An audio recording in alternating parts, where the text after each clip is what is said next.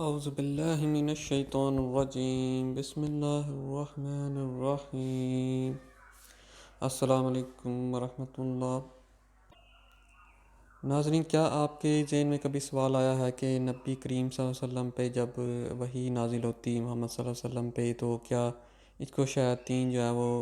سن سکتے ہیں وحی کے دوران، یا حضور علیہ السلام کے پاس کوئی شیطان آ سکتا ہے اور ان کو وحی بتائے؟ تو اس کے بارے میں جو قرآن اور حدیث جو ڈیٹیل بتاتی ہے، اس کا ہم ابھی ذکر کرنے جا رہے ہیں، انشاءاللہ ڈسکس کریں گے۔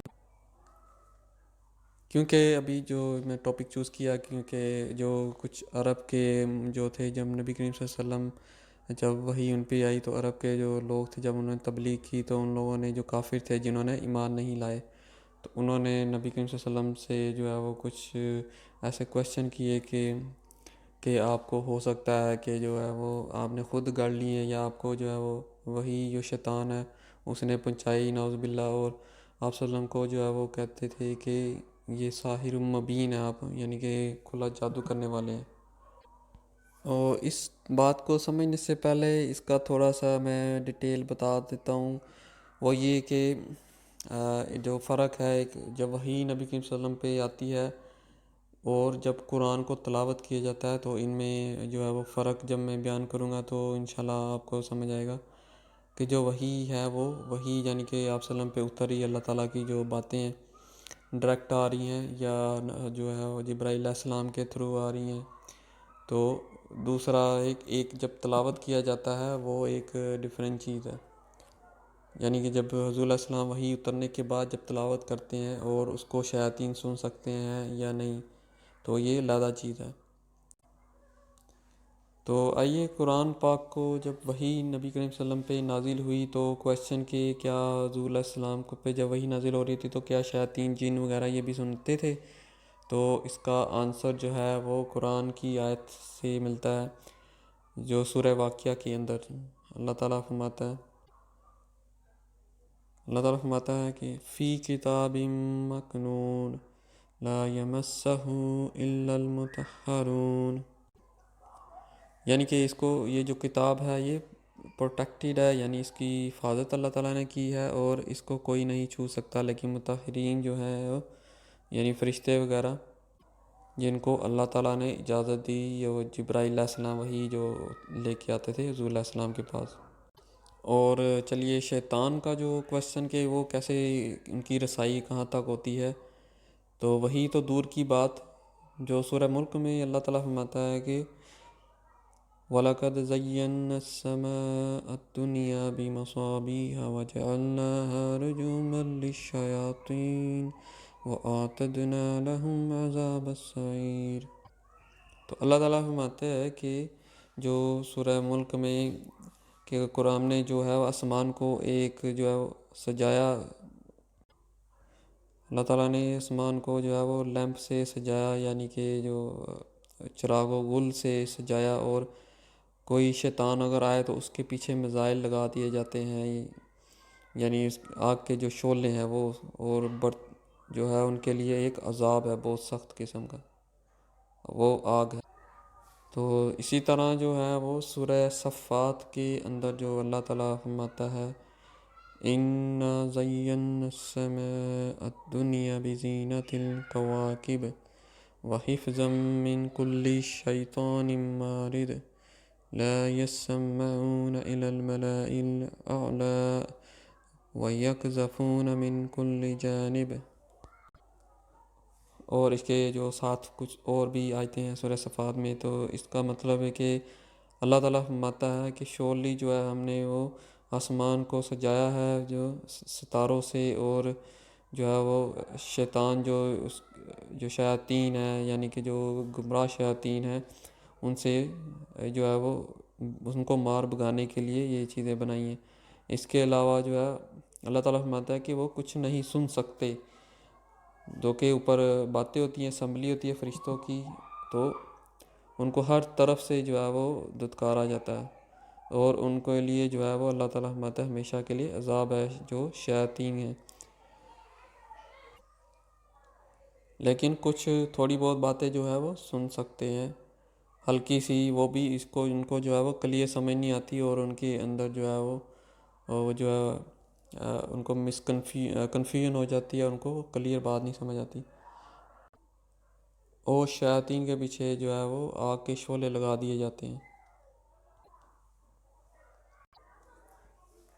کچھ روایات میں یہ بات آتی ہے سامنے کہ جب فرشتے جو ہے وہ جب حضور علیہ السلام پہ جب وحی اتر رہی ہوتی تھی، تو فرشتے جو ہے نا وہ بتاتے ہیں کہ جیسے ہمارے کان میں جو ہے وہ کوئی لوہے پہ کوئی چیز مار رہا ہے، تو اس طرح کانوں پہ جو ہے آواز آیا کرتی تھی، اور ہم سجدے میں گر پڑتے تھے خوف سے۔ تو جب ہم اٹھتے فرشتے، تو دوسرے فرشتوں سے پوچھتے کہ کیا تمہیں کچھ آواز آئی، کچھ سنا؟ تو دوسرے جو ہے وہ جواب دیتے کہ نہیں، یہ تو اللہ تعالیٰ ہی بہتر جانتا ہے۔ تو اس سے یہ پروف ہوتا ہے کہ قرآن کی جو آیات ہیں وہاں تک اللہ کی رسائی، یا جس کو اللہ اجازت دے یعنی جبرائیل علیہ السلام، وہاں تک کوئی نہیں پہنچ سکتا، اور جب وحی اترتی ہے تو کوئی سن بھی نہیں سکتا حضور علیہ السلام پہ۔ کچھ شیاطین جو ہے وہ نبی کریم محمد صلی اللہ علیہ وسلم سے پہلے جو وہ کچھ باتیں سن لیا کرتے تھے، اب اللہ تعالیٰ نے وہ بھی ان کی جو ہے وہ مہلت ختم کر دی ہے۔ وہ بیسیکلی شیاطین نیچے آ کے لوگوں کو گمراہ کرتے تھے، اور ان کے کان میں کچھ پھونک دیتے تھے جس سے وہ جادوگر وغیرہ اپنے ٹونا کرتے۔ تو اب جب قرآن پاک شروع ہوا، تو اب وہ فرشتوں کی باتیں، قرآن تو بہت دور کی بات، فرشتوں کی باتیں بھی اب اللہ تعالیٰ ان کو بگا دیتا ہے، سننے کی اجازت نہیں۔ تو اس طرح جو واقعہ وہ سورہ جن میں بھی آیا، تو وہ بعد میں بیان کروں گا۔ نبی کریم صلی اللہ علیہ وسلم ایک دفعہ جو ہے وہ گزر رہے تھے ایک وادی سے، اس کے بازار کے اندر عکاظ جو ہے وادی، وہاں پہ حضور علیہ السلام نے جو ہے فجر کی نماز جب پڑھائی، تو ایک جو ہے قبیلوں کا ایک گروہ، جنات کے قبیلوں کا گروہ وہاں پہ آ پہنچا۔ وہاں پہ انہیں جب تلاوت سنی تو وہ لوگ واپس گئے، اور اپنے قبیلے کے لوگوں کو جب بتایا دوسروں کو، تو ان لوگوں نے جو ہے وہ بیان کرتے ہیں، جو کہ اللہ تعالیٰ سورہ جن کے اندر فرماتا ہے، جو پہلی آیت، قل اوحی الی انہ استمع نفر من الجن فقالوا انا سمعنا قرآنا عجبا۔ اور بھی جو نیکسٹ آیتیں ہیں اس میں اللہ تعالیٰ فرماتا ہے کہ یہ جو ہے کچھ حصہ آپ صلی اللہ علیہ وسلم سے فرماتا ہے کہ آپ ان کو کہہ دیجئے کہ جو مجھ پہ یہ قرآن کا حصہ جو نازل ہوا ہے اس کو کچھ جنات نے سنا، کہ اور انہوں نے بتایا کہ اپنے قبیلے والوں کو کہ اس طرح جو نظر آتا ہے کہ قبیلے والوں کو بتایا کہ ہم لوگوں نے قرآن کو ایک عجیب ونڈرفل یعنی کہ ایک بہت اعلیٰ جو ہے وہ تلاوت سنی، اور جنات نے دوسروں کو بتایا جنات کو کہ یہ ہمارے لیے ایک گائیڈنس ہے، ایک ہمارے لیے ہدایت ہے، اور ہم اللہ تعالیٰ کے ساتھ کسی کو شریک نہیں بنائیں گے، اور اللہ تعالیٰ جو ہے وہ ہمارا خدا ہے، رب ہے، اس کا نہ کوئی بیوی ہے نہ بیٹا ہے، تو کوئی بیوقوفی ہے جو اللہ تعالیٰ کے بارے میں جو ہے وہ جھوٹ باندھے گا۔ اور وہ لوگ جو ہے وہ جنس وہ بیان کرتے کہ ہم جو آسمان پہ وہ بیٹھا کرتے تھے کوئی ایسی جگہ پہ، پھر اس کے بعد جو پھر ہمارے ساتھ جو ہے کیا ہونا شروع ہو گیا کہ جو وہاں سے فلیمنگ سٹار یعنی کہ جو شعلے تھے ستاروں کے جو شعلے، وہ ہمارے پیچھے جو ہے وہ ہم نے ان کو دیکھا پیچھے آتے ہوئے، اور جو ہے وہاں سے ہمیں بھاگنا پڑتا۔